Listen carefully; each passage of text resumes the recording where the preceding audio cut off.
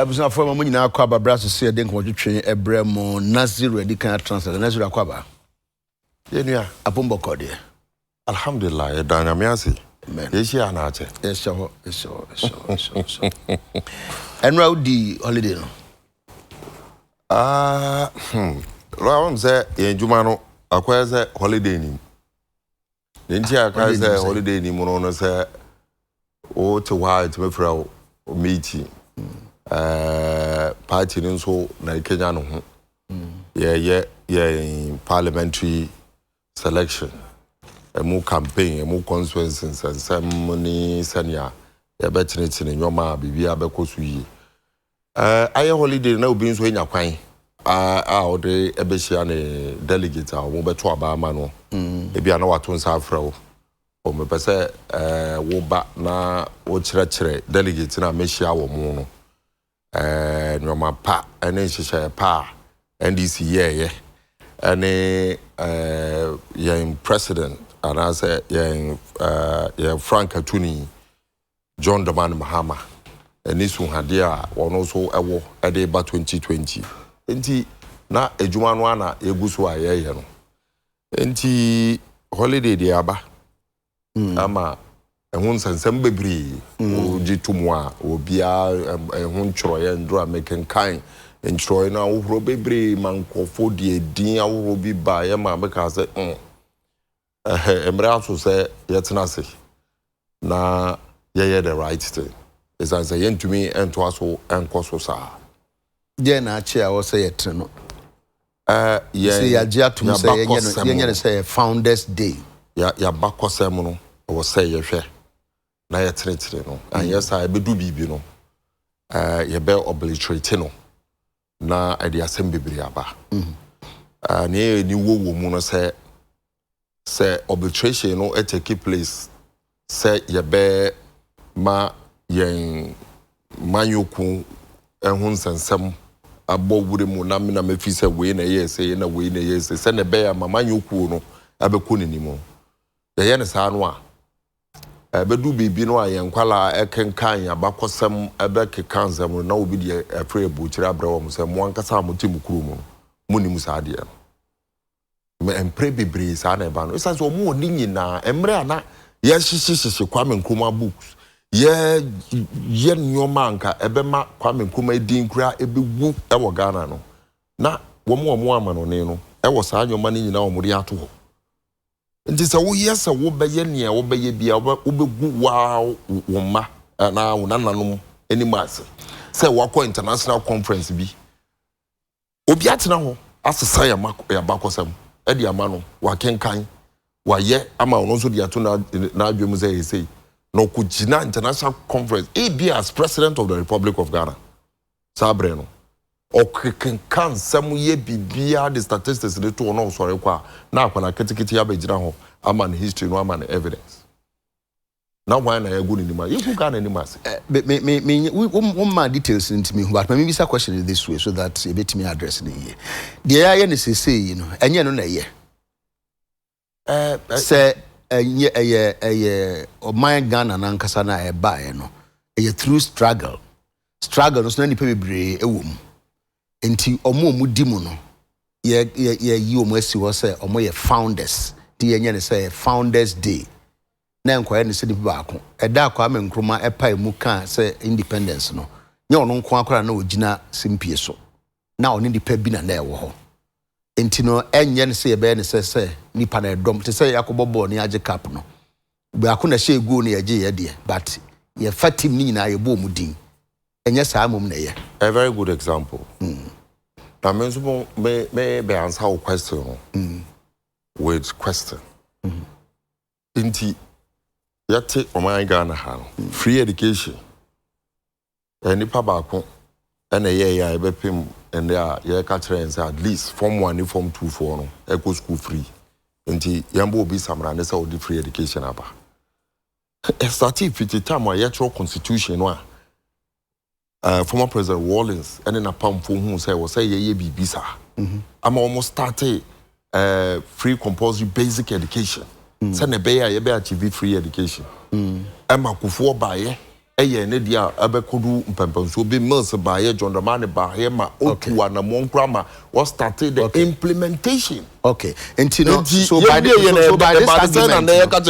good. So by this very argument, you know, the work can say a free education. More Mampeni Rollins. Correct. More Mampeni Kufodi. Correct. If it's also by ye bit so. More Mampeni Melsi Ding or ye bit so. More Mampeni Mohammed Ding or ye bit so. Now you're more Mampeni Nanado Sudin. That's just one or more infant or more sad dom. Correct. By that same token, no. Sad argument, no. Yeah, no answer sanity there. And you're not Obia Swa or ye be an yen 2 days a founders day. Now you're a founder day. Correct. I mean, founders as in example now, me de mount sanity. Okay. Yes, sanity. One more propagate say be monso kahon. In the end for one count, one penny say young castle will be so kahon a free education by one penny. Some go for him penny. In the end, now, over what are your lawyer? So is it a case of tit for tat now? Because of the argument now, what kind of material yeah. And I think that's because say you see any progressive. Yeah. It will be a play party piano and can be. Now, society there, and then you can't gun and teach the announcers. Umuni I am for one count. Founders Day. Correct. In Tinka, Senkanya said the old free education as a media and Kawaji to say yes. And America say, me gin to mu is a deep panocra or propagating, let's say, young for Bianca on gin to mu say Bibi. Na say na brand soon see ya young castle be mu ka won and maybe say senya ne sasa poster na what take what fana nka obeji atum meji atum largely anka meji atum but the position on the side because you can't speak to a person in a language on tiase so unya make an kasa o tiase no eno na wo na kasa de ye betimi akasa there is communication enti ne wono ne o tiase ne so wono na brand soon na BBC ya ayo no no de bai eye nipa do bia na de ba wono na de bai enti se sa so dia eno na ma meji womu a womu position na say Kwame Nkrumah and founder declare Ghana as Ghana so young to be for bianca no e bi mo bom ho I didn't think so na young correct it this way say yes to cure free education there no e bi a wo pen so buy no so wa betrema minama na secondary school but then you can free education pa there your constitution no mu and na kra na ma utumi na de buy ntumi nka say wo na de no buy I didn't na young correct here no mum na Messi Founders Day no ano chance e be ka say okay fa de no so yem fa de say no mo ye no sa na tie e wo amanyu say okay say no mo ye sa na tie e wo amanyu say mo nti ye bibi a wo be ka ho asem aye send essence sa na tie ni nti no mo so buy ya wo mo to aso sa nti se kwa nkoma so aye ni die na se wa ye wi amane abedu mpepenso a ye se ebi mo pese ye de wo mo ka ho a wo mo so nkoye wo modjuma na ye mfa ka ho me nyina ye to ma mu ha na president Kufuor ka kire ye se ono buzi a na share ne nkran aramwa into train for 30 days and be ya busu a elusia de hu no 30 years ode obeden ode obey implement ma Ghana fo hu ne say na MP na UP tradition no so wo mo baby papa meboa eti we mo so every say wo mo nana no mo anka wo say ye de wo mo din ka ho no a ene we nya kwan ye bibi a ye de be kai wa ye gbo udin a ebe ka ho nana no na ya to aso ade ko ba Ghana de obi antimi fa anka say odun ka ho na Kwame Nkrumah na ye ntia na wo mo dwane 50 ye ka say e prison wo so wo mo nka ho but Nazire would it also be fair say so the emphasis say we dankwa dombo sa traditional kura no fi wa Kwame Nkrumah kasa kura no na ni group no na nye ono nko a certainly it took other people certainly and the same panel so no say emphasis say recognize wo manye say struggle nye ono nko a Rollins ekoye ni June 4th uprising ye didn't call the first uprising no June 4th was successful ye didn't put mu ye nkofo na ode wo mo ka ho ye do mo ka ho wo ba court wan ka jo so hwe me na me koye ma de na just say obi etumi die ni fa we no eto no ho so say me na me koye nti we mo de me twe wo mo bae but it did not exonerate them no but largely so that the assembly card some ko so di ya Communion everybody masem. But the 15 of them. In the long run, a ho and omudu say we a penimpa. Say do and ye do or say nedia wa faswa and omukota de chi. So we are mekano. Enti say a banisane was several examples a ye de chere say obi timidi enim or the nimpa nipa kanu ama ye to me but nipa no e kanu ho no eye wo mu share in his vision. Omo share be vision no de buy no omo share no omo nyina be kan ho a omo bo omo hombody an ye de koy. So the vision is his. So the position Manchester taking is a mobile power be mo a mo be yisa in the first thing nyame adom by 2021 NDC abai no and the former president John Mahama ashebo NDC fo nyina taa so me kinkai and the general secretary of the CPP and someone what they told ya a publisher CPP position on this. Then your party back there are other Nkrumah's parties are one so kabo mo mo fi say sadie we an attempt to say ye be fraud for ya bakosem M1 Ghana kan kono enye. And then mo ye wi a na MPP for so cyber power be man no so asan dia ba bi. Well over to me, and no, I'm just saying, sir, MPP because power. MPP. No, may can't wait because of the experience. I mean, what also would be very much aware of.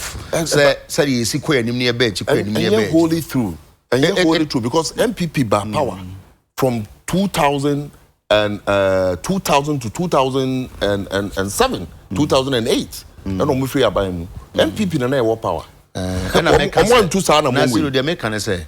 Nti mu yi fi hwa there's that likelihood only me against and I miss that likelihood no is subject to some people even within the MPP now. So there is the likelihood and I must say it is subject to those people because MPP it is a flawed argument in the sense that MPP by power for 8 good years and I make by the time for bad there's a likelihood say obetimi dia ba menji this Ghana onyini so bia ba omuhu nei ombe na se fo asan ba bio. Okay. But same fan says so more the bar even mistakenly kura betimi aba Ghana for ebe sore ekwetia se na enne ekwetia. Okay. Ye ntimi nsesa no jama kwaba minya among forces are founders day ni sesaya ne hwan nyina no sabi we ne ankasa yi de ka hu hia de Ghana hia pa se no enye hwan na de Ghana ba ne de wamfa ma na de modi abai modi be magigigi ni hu ya bo menum already complaining about holidays no kurabi na mo san so e kan bi gum unua na zero aka and it's notice to you say so mo ba ban mo a sa holiday no be ye free ho lawyer edidi kan me chia no be chia o hwefo nyina na masren so kakra say unua me catch kakra nti mo fa nche me na ya do twedi ampo say why adom na ochwi yodi etwa niema bebre yi an ekoso wo ye constituencies mi ade me hon kwa na mo be 10 ni dwa me love uko ni nyina so MP ni ade ye za wa se ne de aso nti no ni sa de na ye se o se o ye de se bia na asoma yakofa ba anopai minia edi kan o mai hihye o mai kanko mai fitianse ni nyina no lawyer de mi hu ni se ayedin aye wo kandifo ene wo na boafo se what ase nti e ba telebi etimi kan se aban mu nkrofo what ase party mu enipa de ye bisa ne se na Nkrumah no kra na nyobi na go fa no fi ba bi ba Nkrumah nyobi na ton sa frɛ no e ka kire ne se anamo a ye tuni nti ejidi se obetumi aboa na so oti ase sabi omampani dada Nkrumah ebeba na bi kura tu anamo no bi dida ama omo wu afiri omo kram So what you say? A soldier for near you for sabi omutu anamo. Obahima ya santo anamo. Anamo no mutu nyina no na edi anamo na no mutu. So what you say? Etinu ni nyina eye enhyehyɛ a sabi ebinumu nim de pa omanamo pa gidi se oman fa ahodie ye betumi akụ ama yensaka lawyer yem first say ye akra ma yoku ye se wo ma ku ye pa di kan o no be di o mampani okrom ha na but ye nyom di free history se me kam ya mama yoku se bia so na aka dombo ni aka we ni mu nyina na ye nim ku a o mo ye den aku ye na me na na bu bebi o say se ukọ na dua si ho na dua na nyi na uko enjoy shade na o ti ase na so se dua no bi ne dua ai so ti ase e bia sa nipa no dua no kra no ni se sa dua no ho fa so be ba ma wo ne na no ne ade abetena se me say o saje for Dr. Kwame Nkrumah say history kan no kra kire yenya na say the struggle kra nyo no free ase. But that notwithstanding, no be shame den. Oh, lawyer. So we are making argument. Fine. It now now say I'm saying, yeah, share ya bakwa say mu a. The beginning of the struggle no, and you're not free ase. Oti ase. Ayet say anamo aye tu ofia ha. Say lawyer ba, no di nimdie foforo bi ba, na nsesa bi ba, na esesa bibia. Na be gidin a. Ne do be ye kandifo a. Na no nche say sabi o me free ase no na o nim de ana no mo nka ho me yan very simple me say asem kakra yem fa ne say ade si ho ayetu nipa bebre aba witness abeka ne oba ya wo so mo otwe ya etu ye no yentimi nka say ono no otu ye obi deny me bi say obi deny say osaje for Dr. Kwame Nkrumah onye leader and also onye founder na and intino ebra ye can say so why this founders adentina the year can say asama wo kan yi me fa udua na enye susu de say dua no wo ba obi di ni sabe kan wa betu kakra wa betwa hini kakra dua ni hini dɔɔso pa south ase enti ya twitwa before I would do sabe kan say wo se dua no na ye mre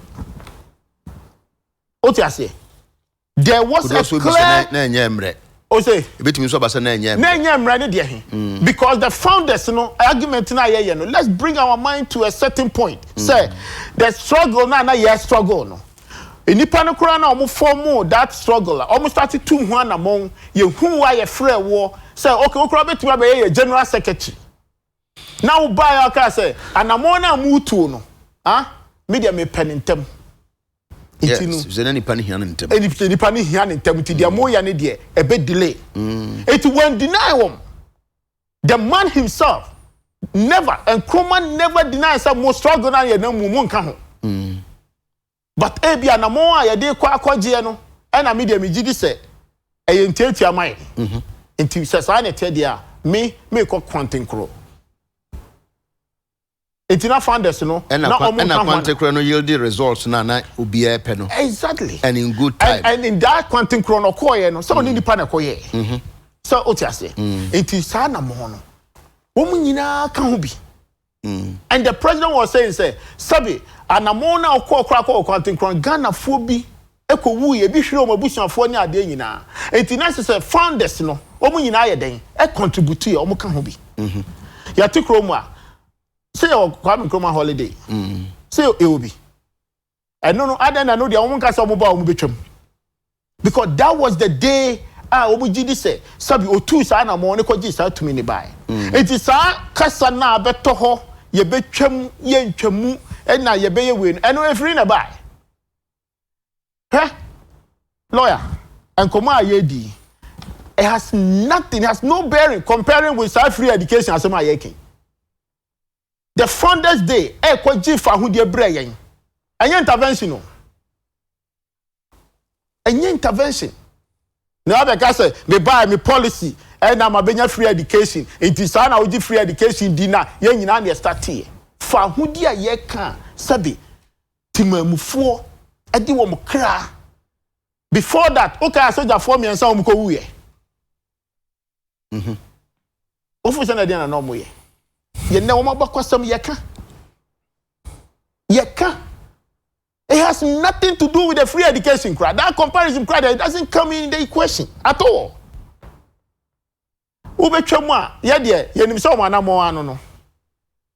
Bibie ni hono mo a MPP and a UP aban e buy and MPP beye ya o mantwam. O site o mampani ku for that. And ni mo hye o buy o mesesa. Sports stadium krom besesa. But timamufo na te ho. O ma free and cross ye papa no mu tu kwan buy be joining the struggle. Enuti abedu ba bi adui. Hwe kasa bi wo hono mo a. Ekofafa ahodie ba. Okay, so Berlin conference. So they already. And my emotions. Sorry, yeah. And my kasabi baby told her say, and a moa sabi. A brofua omutu or yasono, and some fatado. Sas anamono, na ye papa ni and an animal, as with a phone bium. Near be for slavery. What I say? Now they don't know you be fan or no call a cuckoo woo, you know.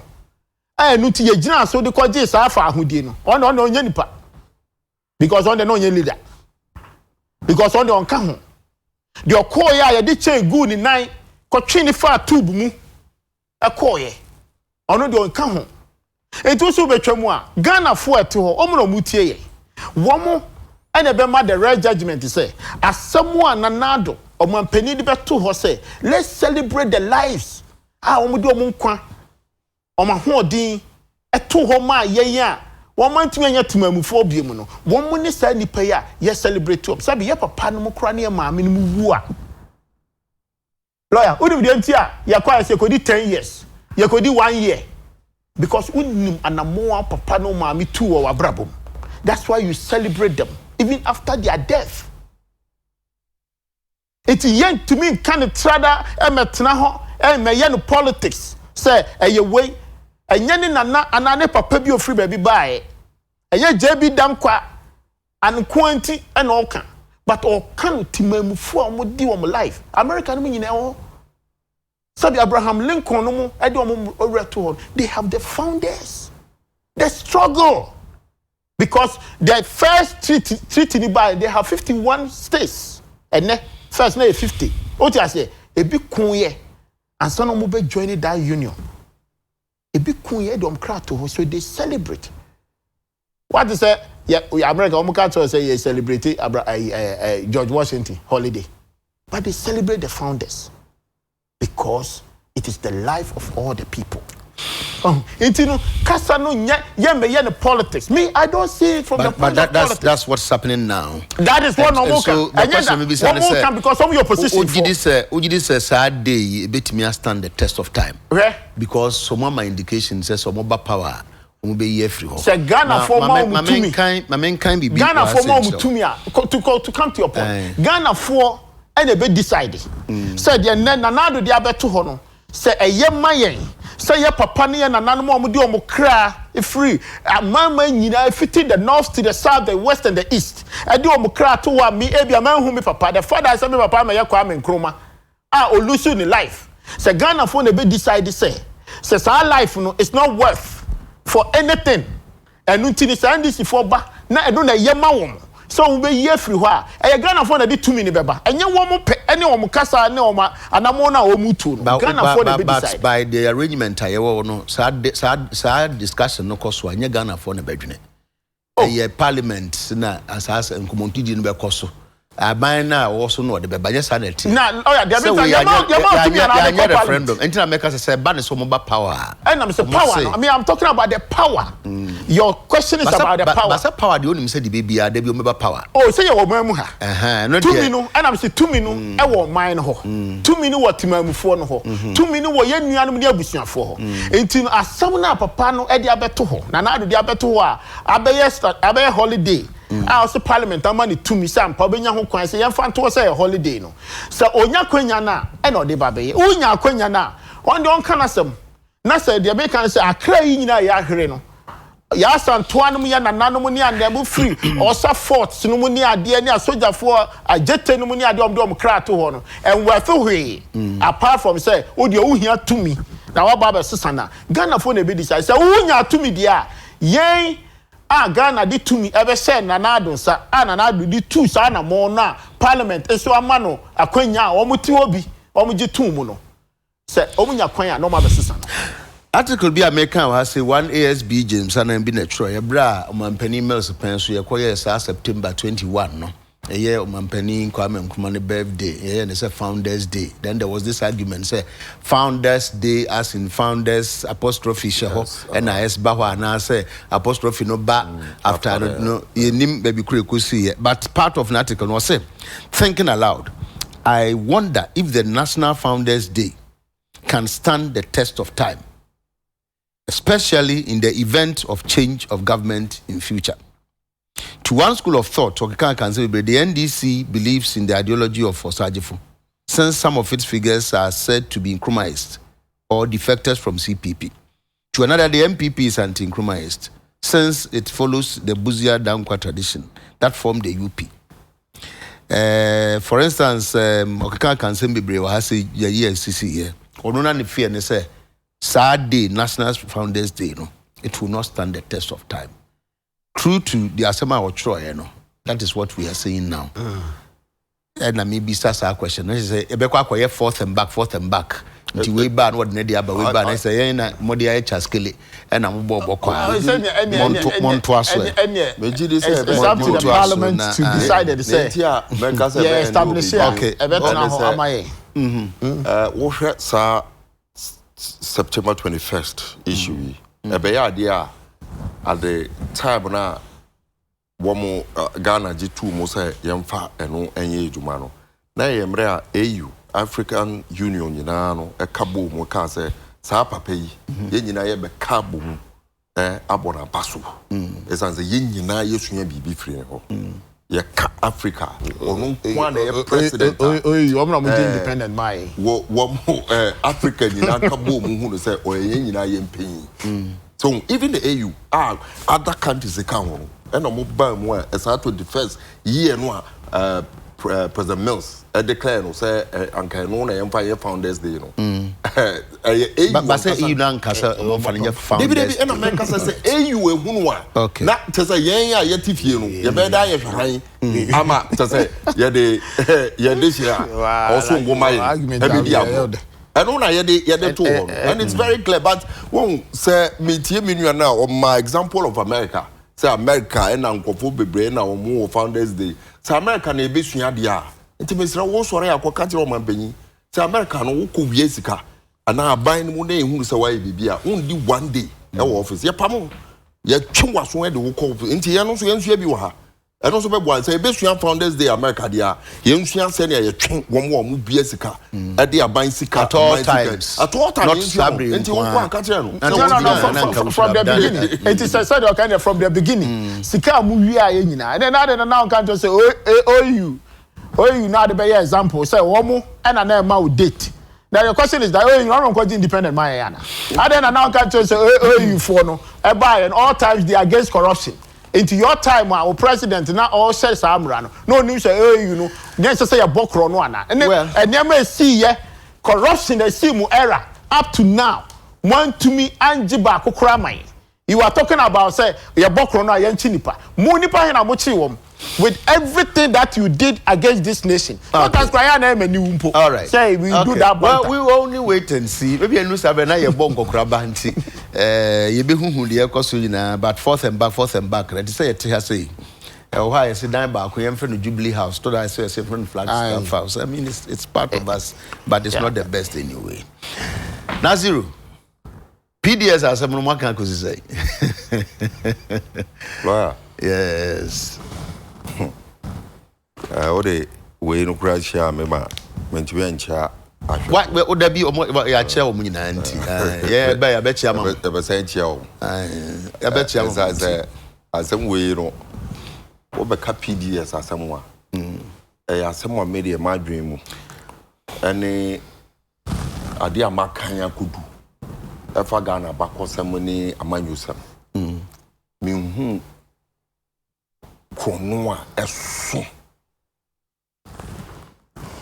a kyɛ sɛ ɛso te sɛ PDS nsɛm a ɛnɛ abɛtɔ dwa yi yɛka PDS a ehia say betrichi mu ama obi ate ase because issue dey technical nti Ghana for no bi enche dante ase do be chese utma chese ase say enyinam kanea womo a woma enyinam kanea no eba yefie omo cheche maye ya cheche mu mienza ye wo upstream midstream and downstream for upstream no womo a omo power producers no and unique akosombo mu grade komu ni ne ekeka ho amomo me enya power no na wo mo dia ma event say grade ko no ni so ya wo mo hye wo mo a wo mo cheche power no ba yen ene wo mo a wo mo ma yenya power te say de wo ka de ka be kwa kofa na wo de aba me achecha ma yen no na se ye cheche wi nso awaje wo mo ye power no sika e di ama wo so won ya America no na Grisco no e di ama ECG ECG no no na ma kane na ba me no wo yeti mo ye transformers no agigigi kane na wo fu sika ne ye fika ECG no ene ya beda no PDS nti ye ka PDS na ye ka ECG wo mo a wo ma wo enyinam kane na wo mo gigigi wo sika now say ye be say mo asem we ni fariban ene sen eno ne say ye nya mampanyi da bi a ye mampanyi da akofo etu anamompa ama ye disikapa bi ebre Ghana efa millennium challenge ye compact art say disika kese ebre Ghana na sasika no se Ghana ni bia efa N1 so a sa sika no na ye de etwa sa kwan no e de ye nyoma bi ahoro bebre kufu antena so forever and ever wokoy ema NDC so e bae na John Dramani Mahama hwe ye na ahonkyere bae no o kai sa de bi se kufu otu adamompa bi a me so metimi akoho akopɛ se me so me gidi se ye nyuma pa awo ye man Ghana say ye kwa ebema yisika no bi ampara omodu omo krata ene omo kyehye no kɔto hɔ no America for no gitum ema omo sika close to $500 million na emom omo di sika ne omo no si sika no embre bebre no sa sika no Millennium Challenge Compact no ye de mawa ye kyerɛ wade potia wo se wo de na sa de no e de boa matimamfo se ne be a ye ndi musika asan so boa ma wo mo di sika ne ba no wo benya ho mfa so esan se me dey ba na ama ye dey aye kwan ama ye dey aye electricity a ebebo ama men so me sikafo no omudi omusika ba Ghana omu ye competitor o benya reliable supply of electricity Ghana fo so omu hia electricity no benya reliable supply nti a win-win situation wo mudi omusika no a te se ma Ghana no John Dramani Mahama ko no mo se ye beboa wo kania ho nsensem na emom bibia ye de beboa no eye downstream eye ECG no said ye be ya ye nyina agi tumu ma obi aka se ECG fo no ye edwuma no a embre bebre no ye lose up to 30% of edwuma no omo ana say ngiram kane ya no omo de akono efficiency ni effectiveness a problem enti monkopɛ wom a wom onimdie ya wom be boa in that sector no na anka ye disika ne ba womo anya ho mfa so ma ye nyinam kane asensem no de ye twa no ye gitumu ekosan in 2014 setepe ne kosan za sika no a ye de ba fofi antoata ena NDC ye free abai mu ena MPP bai ye sika we ewo ho a ye de ba no ena ye me nwanwa ama mu aturi mi say ye den ena ban ena na pamfo timi den show mwadwe mu po say wo mu bedane Ghana bukata at say esisi Ghana for ye ne wo mu pe esan say sika nti no mo bae Is it the case? I'm giving you the point. As I'm giving you the point. Who are back one over dispute? You are dispute it. Then we argue it. But so first then you are inviting me to ask questions. And I'm saying now obebudin now watch the pakura or bukata no how much of it no hold on maybe so open krata kwa mema krata. Okay. So you make no. And ye di keke na mabo. Ye tirase eye kanana. Ehun say sika we die. Enye sika e wo say didi agro e say pe kwan bi so a. Ye benya say sika no ma na beye ebusuafo dia. Nti anamontu a edi kan no ene say yenhwe ECG ho. Esan say ye nipa wo ho a yentimi ya ade no ma ne yeyi.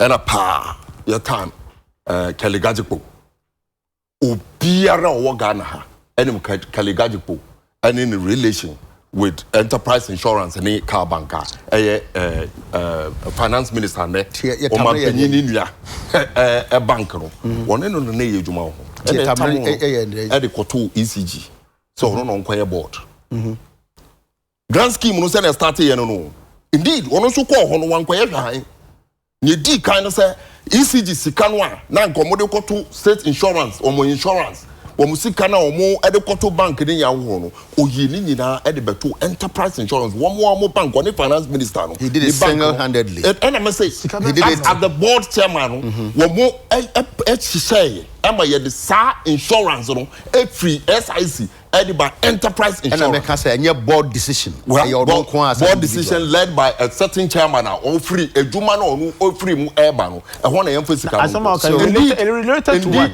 obvia na waka wo de trotro ni nyina we and this can iska ben womo insurance ha womo eboaboa no with the state insurance company e so o ma say BBC a na womo etumi e de akofole on the insurance ha beboa womo ama womo mitigate the losses no mo aye and you agree say your board decision board decision led by the board chairman na eye Kaligajipo no we are Kaligajipo insurance no kan I'm confused ono tiase ono lawyer ene etie bia ode beba hot me hwe be kura pi ni be fia ba na but say let's clear this board take a decision. Board chairman, yes, but board take decision. The board's decision. Correct. It may even well be say board chairman or crano. Ebimpa or na dwen wo ho. Na board no take decision. Unless maybe minute be any white say board chairman no na dwen. Wo so need board chairman every kiss you ni ho. This and say our relationship with enterprise insurance. You don't have the benefits of the board's decision. Enti me say we need the benefit of public office. Me say we need the benefit of the board's minutes. And I'm so many. Enti wo ho kwan say obetimi a conjecturing. I can also do same. Ti betimi aye bonkum. Ni America na conjecture because what he want to me encounter say e Kaligajipo ne be chairman of the ECG board. Want to me encounter me. Menu ya argue. Correct. So the can say maybe they are no tie to an individual no na make say unim pa naziru unim very well. Unim the workings of boards. And I say I don't doubt the working of board. That working of board is subject to the directive of its chairman.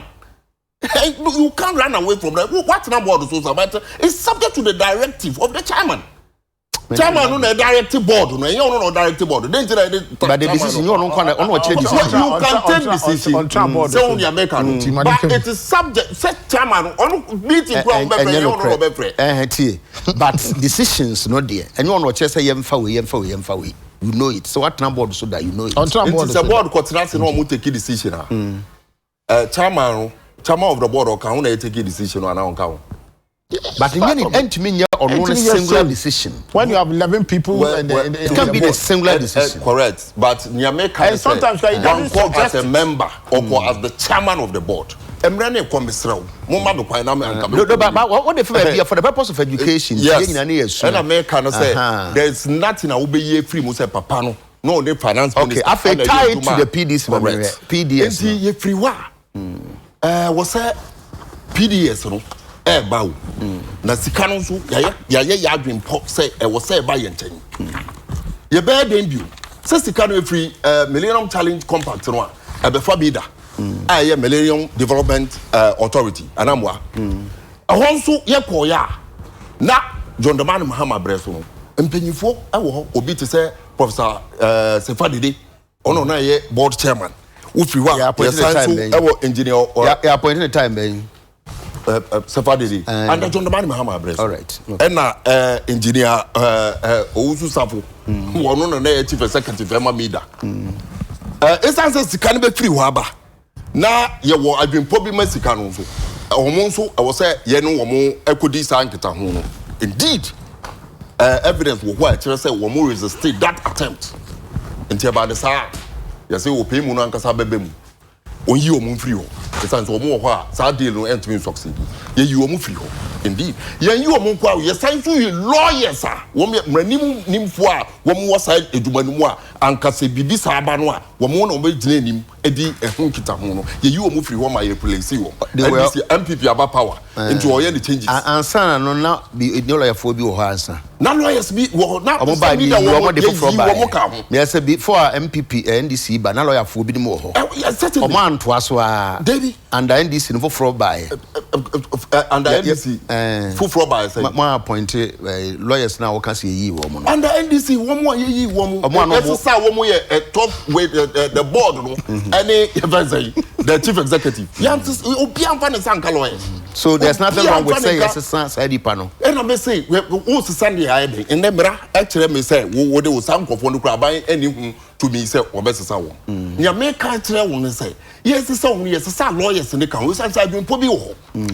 ye free wa afedie say PDS nyoma na aseti enti ye nkopɛ ye nua Joseph Ayonsu a wo bia ni mu ono ne relationship with obi to say gabi ochidako ono so ye o ma be ni nua enti wo mu na ekɔ frontier ma wo mu na ye nkoji sika ne brefi Ayonsu koya wono na ye penyi wo hwa nhyehyɛ ya ye no say PDS for anka wo mu bedi so under John Dramani Mahama no eye say ye bibia e fa no condition precedent to say e wo say wo kire sa to me we ansa ye de say sika to do that period wo say ECG na wo mu so mbo be $22 billion dollars wo mu well wo fi wa 500 million Ghana cedi every month at least omu tumenya ntenye eduma ketwa sika ketwa wo ho enti omu ehun say ye diabolo one na fi sika no enti so president boy ho na wo so target enti ye di omu koya Ayonsu ebedi enim say nchecheye na ya no ayese ye beji ECG edi ama ankrankran no wono enko gina enim na ye mfa sika no anasa yemfa ejuma no ma no na anka ya tumi akopɛ sika na ewo ECG no na afere ya age for purpose of education or in his capacity as DI as TG ye fancy solutions okay as TG solution okay ye Ghana krempren no any womo a mo sika no because indeed womo mu win contract no miracle okay na mum ye tinchi wo nsem say wan ye ne say ya yenso ye mpene nti mo ma Ghana fo dodo say mbre mu yemfa sika say indeed na say 51% issues no ebe mu say ye go say Ghana fo nya 51% of the shares of the private entity ebe kan ye fa say ECG fo no ye koya afide ntichemu astarte eba eno no ne say me no eka say ye say anka parliament kura mrahye bedwafie nhyehyɛ ya waye no say anka sankrofo no yema 18% of the nhyehyɛ no sika no say ebe ye omode sankrofo ben no private ones no omoka TG solution Ayonsu no ono na damfo pa ne gabi ochida ko no ba needless it's also very important it is very important because we say in criminology yes there aiding and abetment obi wo ho a oni ne ni be kwa enye wo no aka na zero me lawyer so unya na abet me aiding and abetting us me ti ase se nipa mienu obi ye bibi na nipa akona de na oyeye no aboa mu obi aye bone anana nka wo se oyi bibi wa anye nti amana ye easy amana nipa akona timi akoye bone a wa aboa no amana ye bone thank you and just say, and just say, American, there be Americans, walk of fire, no bear, Uber, aid never, and just say, no of our Bolga, and our Tim Kranza, near Seu, no of our son, no of our idea. Correct. Tis all cost now can, never be so say, oh, person, Nanadam for a all kinds so won't tell me say. Or Nadam for Nintino, why A, B, C, D. Ntinam per se, yen no mfrimu, yen economical. So the bay points no bay, I'm Miss Yami be fluent, A, B, C, and Twasso, and they are yen, and on a mark may do so. Yes, I'm conscious, say, Yabema, Wamacho Musica, Mutumi, any Munimdia, or more effort Juman once, I decide side Juman in Amao, and then a condition precedent. One more buyer, what's it, baby? As I say, if he prefer common D. Anka young wavy bear 16 of those conditions out of the 45. Anka be ma wom tu abe kire wom tu mi wom sika obo ene ne ekeka ho. Bibi to say bank guarantee. Me no we agitu mu. Say bank guarantee is almost money. What the ordinary bank bi no gina wuchi say wo me the 500 million ta wuchi ya. What the ko bibia e be ma odwuma ye because say bibi to chima bank na dia to mu say metua. To a large extent.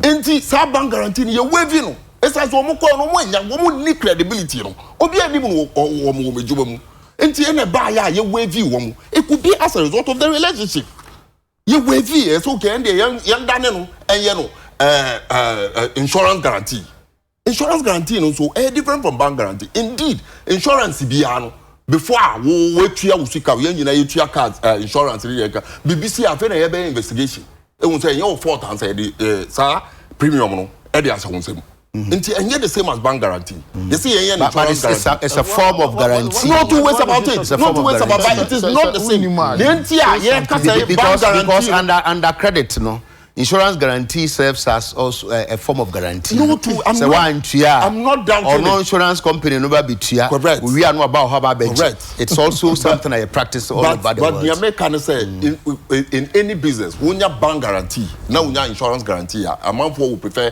bank guarantee to insurance guarantee. It depends on the type of. But that is what generally what is accepted in this particular deal. New conditions are setting. Now, some conditions also. Yes, I'm the catcher and say instead of this now condition precedent. Yes, say you condition subsequent. Says 2 million what they do man. What strategy we sika na wa be catcher say sika no aferi so wo sika enti do an obetumi ato aso. Yes, I will be biada. Esa say ebi mu abom trimu po. Say wo mo be boga na kana na nti no mo tu sa na mo.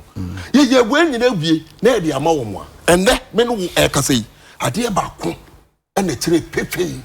Say na to danko aban any finance minister ne ye ka say anko so be one of them it may resign catch and say investigation e fa o mo a create me kwai e letter na to danko akufo de ni nua no finance minister Troy say sika no so afere ya je ewie ya bend issues no dia ma mo nti aka say na e be sika no I know your comment na the all letter. Your letter ni mo mema na working kan. I say ya bend ya wie no. Na me say ya bend bibie we condition precedent ya no condition subsequent a chia no ma ye bibia say nkofo no benya ade no mo anya wie.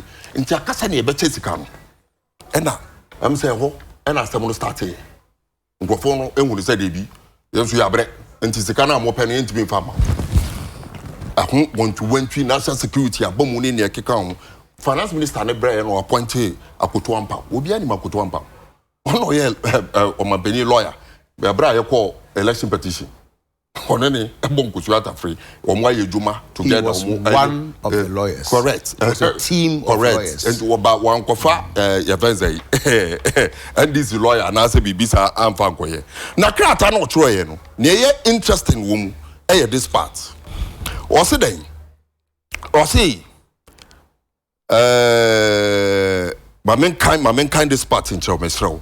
In order to safeguard Ghanaian ownership of the PDS, ECG, and to ensure that control of PDS is secured with Ghanaians in a unified manner, the Ministry of Finance, requires that the Ghanaian shareholding is consolidated, and held by a single newly incorporated Ghanaian entity or SPV. Say one after sika ni nyina ni omo profit ni omo interest ya beka ni nyina bom one kon individual akwaje ade no after the yan kan nyina bom se na be ya sika ni che no embe ye problem na wo firi wa the all kind as no watch me ba wo firi wa say den in which Naziro the all kind na say no watch ya na me ba mesrew what say me ba what say den all kind bro for na watch ase akotwi na mbisa say the all kind na say no watch ya na ase che na ma che which kind biom na hwɛ the all kind what say den in order to safeguard Ghanaian ownership of PDS and to ensure that the control of PDS is secured with Ghanaians in the unified manner. I said it right. In the unified manner, and not to associate and the and the entity SPV no they buy in which the initial Ghanaian stakeholders and or any other Ghanaian investor from time to time.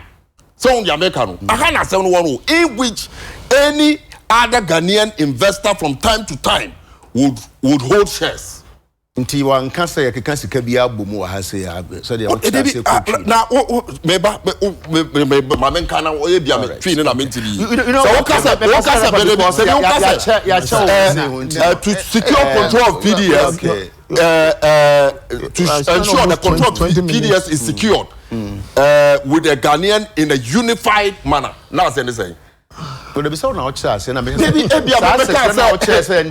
feel make it boom. Of course, then you see Kabia what was our control shareholding now making country I was saying that you understand the bear I think the Obia everything shareholding. Then tell them one say and UTV say I'm going to Minister of Finance bet me have the catch level shareholding say we two obi say one bra na mo shareholding and also obi a the sika wo mu Minister of Finance enye and also UTV enye chichaya obi a ni sika no obi a betimi discuss mu mope private entity Ministry of Finance enye omojuma enye Ghana ban ejuma ankwankwa ejuma na ban say na to the one what you letters like catch say o beje ejuma adentina ade a ebeboa Ghana ya shase kama of course you nyina yinim ebra ya shase no kra no na mo a position you even some of your people even criticized it. Exactly.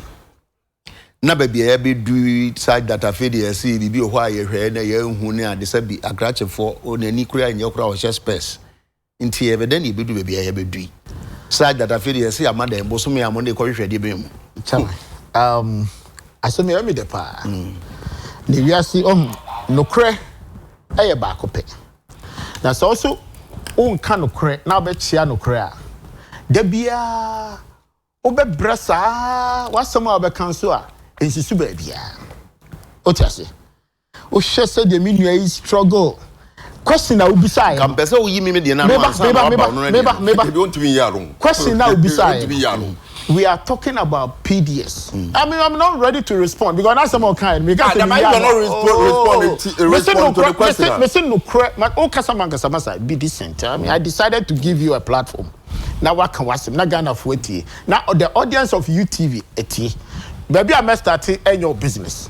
O question no bisa say ka o call no direct say the na be bisa say PDS and ka o ko fa insurance o ko fa enterprise Ghana no money ade nyina be shemu for board chairman no o ti ase they make it has nothing relation the asema no can be biase but I say sir enterprise insurance ade na okofa be shemu no na obisa no board ho asem no it has nothing to do with the PDS and opasema obisa o ti ase because he just want to relate the matter to say Gajipo neti ho or your president near Adam for nini ye adwuma entinu te say omo ye dwurimo ho. Let me so baby sir how is it not related? Oh master you better keep quiet. Somehow can I didn't you yes sir now because I intentionally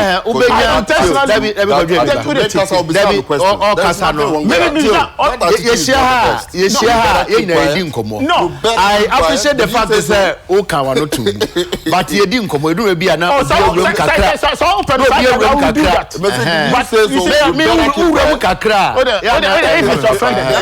I'm not offended. The point is that the question now will be no pan.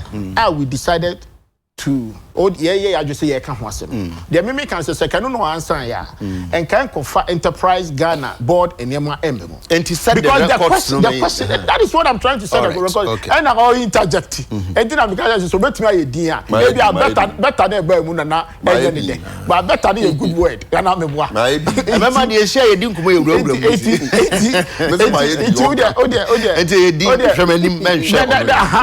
come because as some na here can mirror a very simple thing. As some here can ye ne kro no any ni sikadie ene de as some of mampani and I say ECG e de betu dwa communicate mampani asoafo de betu dwa ne say eniema ye bisa from PDS hono yen sankai enti say adwumadie we ya catch on say omomfa nto ho omomfa nto ho momuntu ho na mo until said ye hwehwe ye de bebo ye dwapade ho ban no ye nsaka na said we ummo mampani abase na de bi na bebo na baso I didn't know say na baso mama can show number 1 ade a was ye hwe ya I have a document esi awie no I didn't so hwe it you the music say I didn't know you do baby ye way de ye do de way eye anamon a eka conditions a na ye kwaji ye de essence san nyina am ye bedu ba bia ye dui de me catch wo ne say o mampani anamo otu ye e wo sa adwumadie hu e shareholding nothing really changed about this particular contract from the beginning from the beginning 2014 anamo o mampani John Mahama ani na pam for 2 ye de o mampani ye ya ne say asesa woman say san krankra sa shareholding na mo ka say Ghana for 20 ne mfa 18 kwa bonten no emwaye ne mfa mpuntu so emma Ghana say Ghana for betumi aye dia because sika no timamufu e wo Ghana no mo na etu electricity no electricity na nyabofo na etu awo ye ya timu ye ni etu ya enti ade na enya mfa so pa emma yen e wo man mu enti yesesa shareholding na enye 51 against 49 Minia, Bibia and Sawum, all the process, Ako Parliament, a minority oho, Ajiatumu, Otiase, the subsequent conditions, a Nema Mubisa in Yanya Oman Farmer, say Omope, guarantee to secure your assets. Ye day more because Nema ye leasing and ye diama sabi PDS. Mid na 1 middle no. Said one more share America for some do musikaba o mampani dada sa na mono 2 year ni say sa sika no ye kwaje say yan fa metuatua ECG ho aka na ye beda na adwuma na ma PDS no yan fa ka bia nya den ento om so etin anakasa ni nyina ne tintini ni tetia ni say sa ye mfidie ye nipa ye de mom access na de ma sa omo a ye say omo ye private sector obetumi edi sa adwuma no e de na ye de boy ho ban ya catch some ko famra omo de bae enye so man fam o hwe sality so be kan a o hwe letterhead no dey say ECG for letterhead date be na was February 28 2019 that time na ye hand it over Emma PDS meboa PDS eba first match o hwe head na dey na wa ha confirmation relating to demand guarantee and omde number na ide ahye ho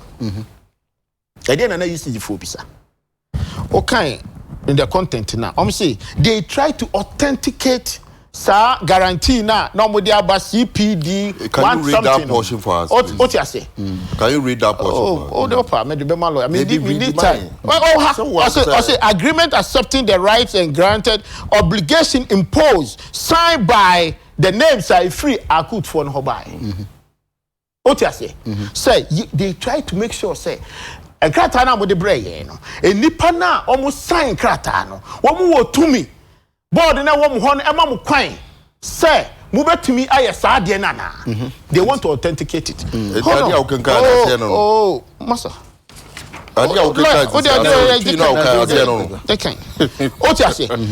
they follow up they follow up on the 15th of March. Won't you masa? So you have to be careful with it. So what they make So comment to us or say ECG has not received any copies of the due authorizations of the signatories to execute the demand guarantees. Okay. The demand. So as of 28 February. Copies of due authorizations of the signatories to the signatories to execute the demand guarantees. Okay. What I'm saying is,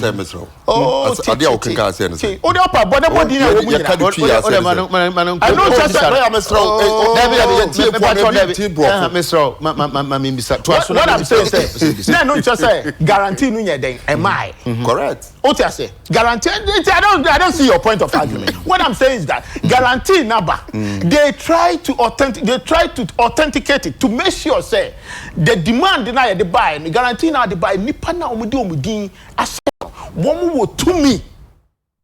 Every corner, company no. Until the validity no had not been started. Yeah, thank you. So in a way, we bet me I can say na the bibi da so ho na esensen ho. Esensen ho. Enti me can say the ho beto so amana ye sir. But okay. What you look at the middle for a ha. Say they have preconditions and subsequent conditions because one omodiaba lawyer de bia me example am man say I had to say Uko University so call the why results na call Uko ye no enyo ho no one university for no ehun say why results no say a year na say enye but because of the time factor omoje results no wo school no mu no they follow up with it yeti kroma yeti bi da say obehwe dey say go here lawyer results no the different why buy no enya no ana what the wife funny power for you for family I'm just making us kasa yakwabi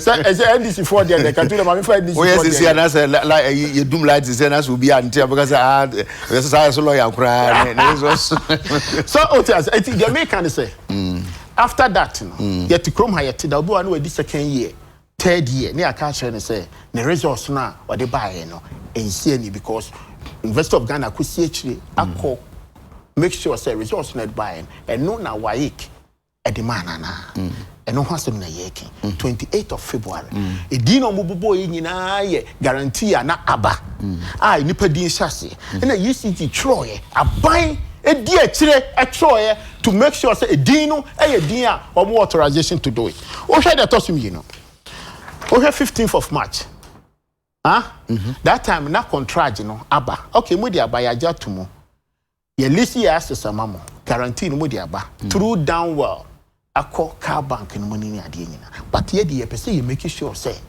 anamo na mo di aba no ye kitum say de ya that ye fidie no ho ka kena ye betumi aye de abo ho ban asoma ye kan tintin ni cheche ni 15th of March they follow up with the letter again anyway wo de me fa un kwachiri me da for we now the mama now yeah we can't be talking about the letter anybody want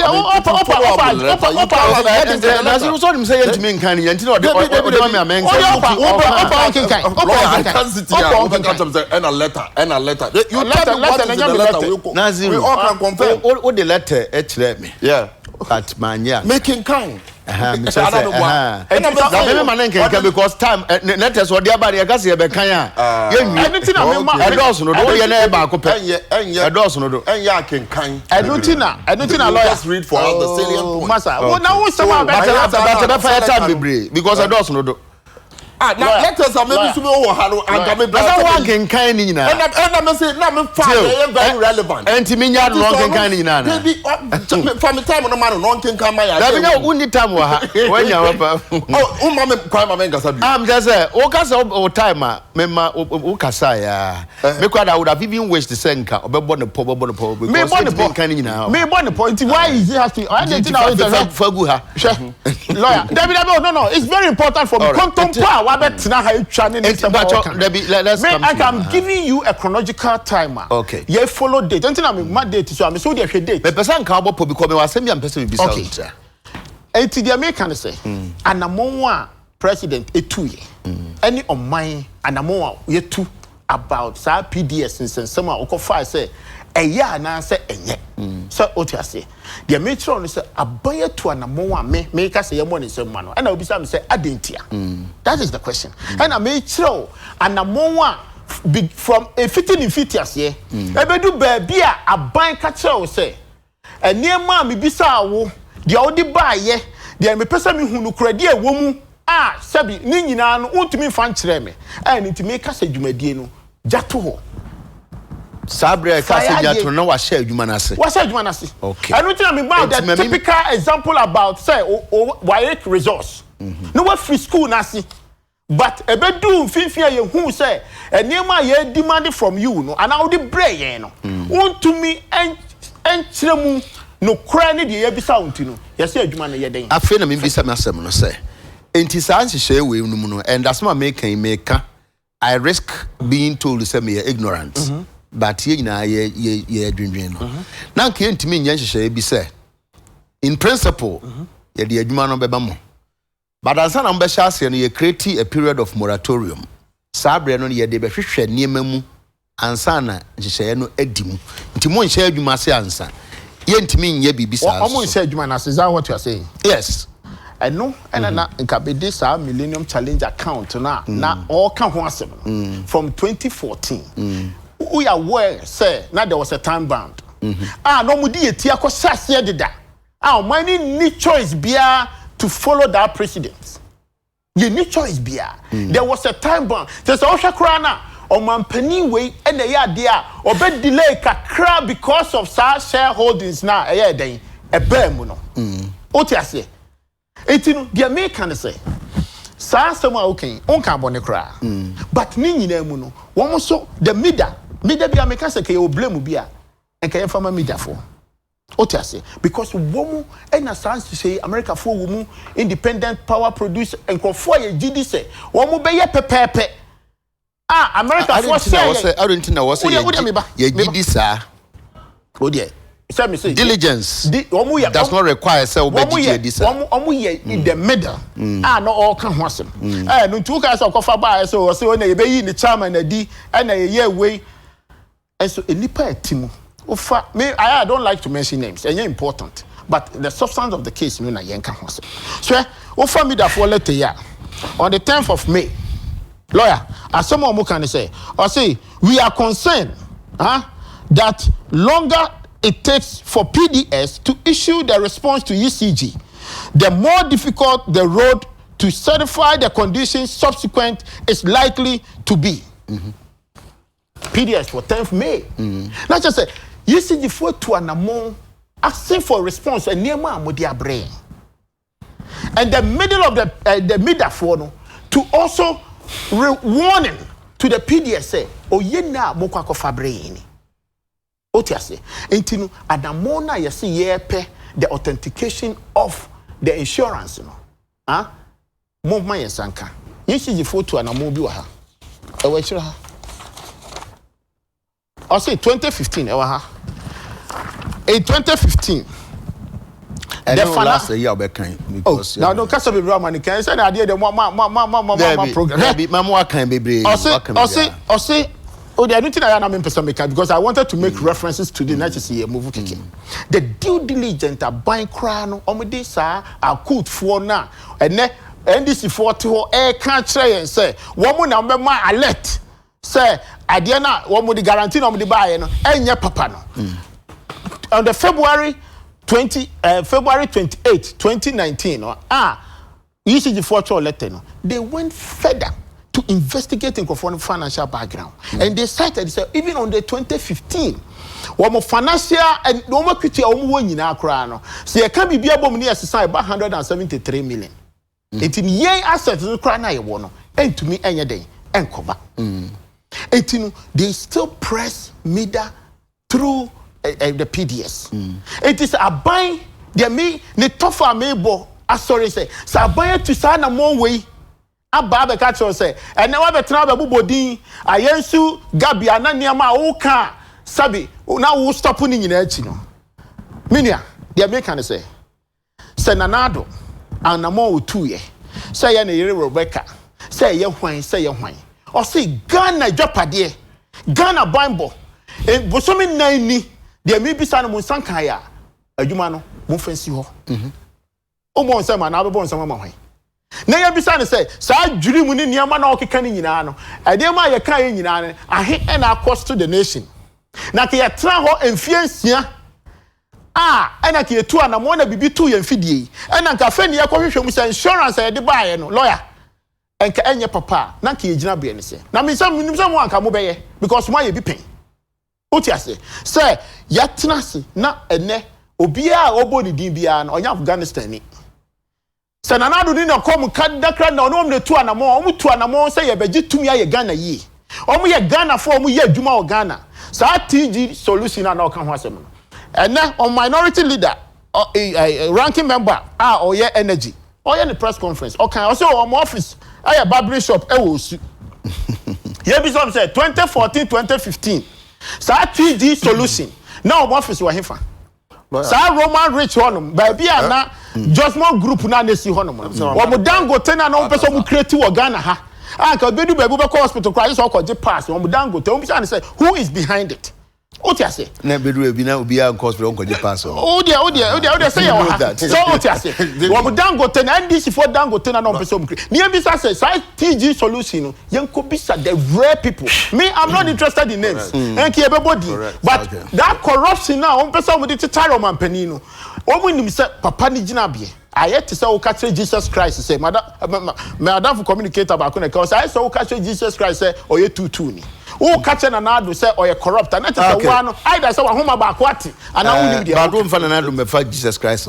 good morning undoubtedly our founders really fought hard for the betterment of our dear country, so let's also continue to protect the image of Ghana.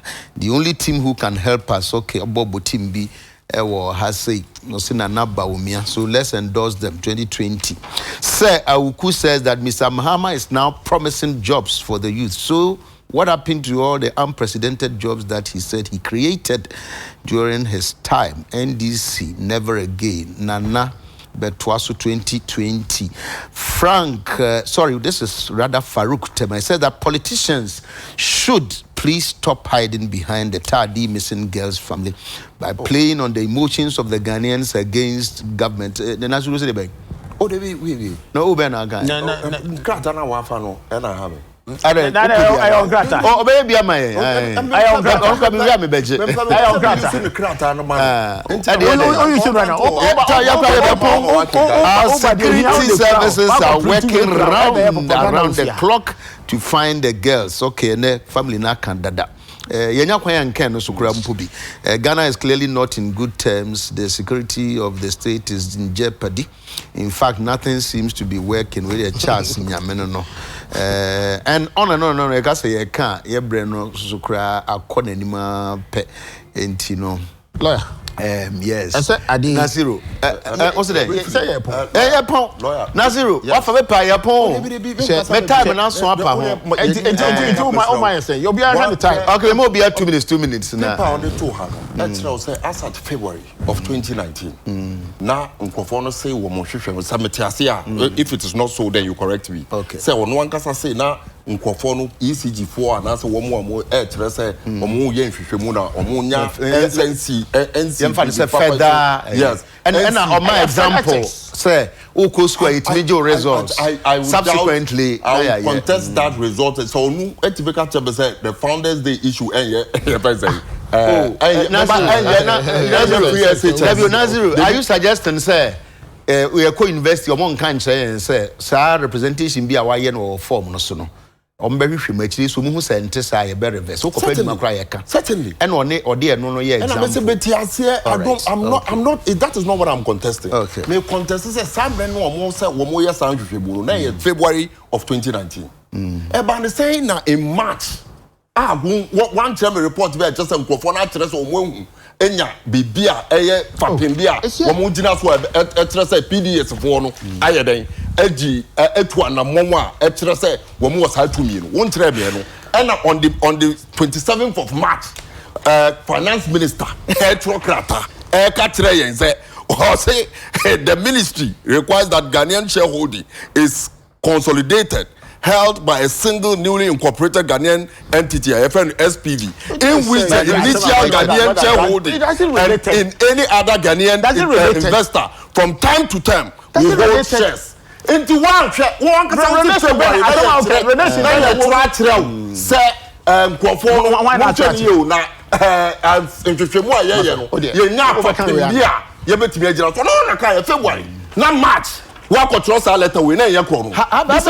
come to this point now, Abaya take decision and say, okay, now let's have a breathing space now.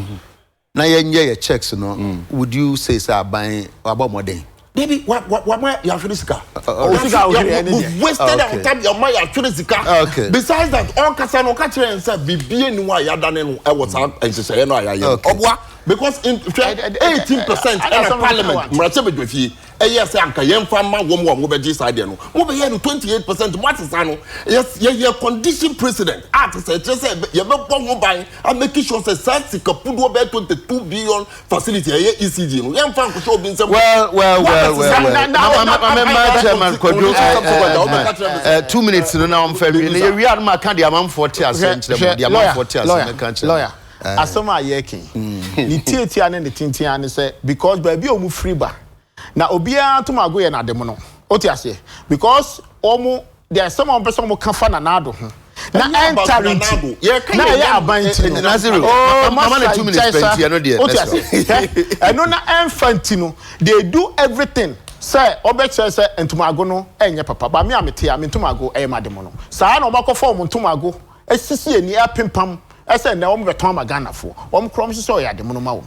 Lawyer, say, question now on TSC. Another Biana can say, okay, a Millennium Challenge account for Millennium the development for letter mutual, the last paragraph, or say the certified conditions subsequent.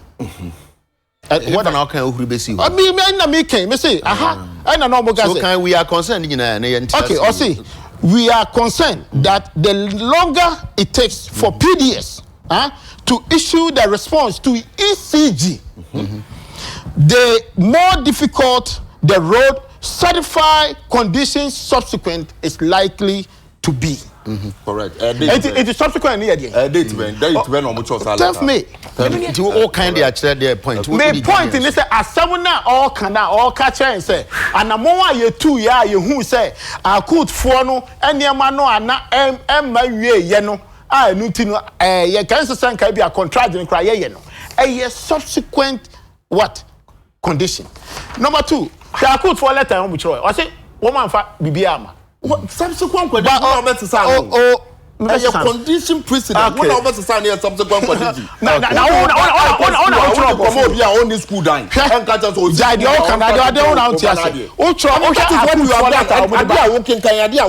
say the copy of bill school dying. Okay. Nazir, 2 minutes. That is what you are telling us. One man the school. Mame nkase de ekosu nyina Robert ne Randy ne Kwame de omo pene se be sore ne ye kan ye ne siso esiso afi ya ketete ye metuapia sika hunu ne ade Ghana nkoboka entungu. These are things are young ordinary people. We are ordinary people. We are supernatural people. I don't want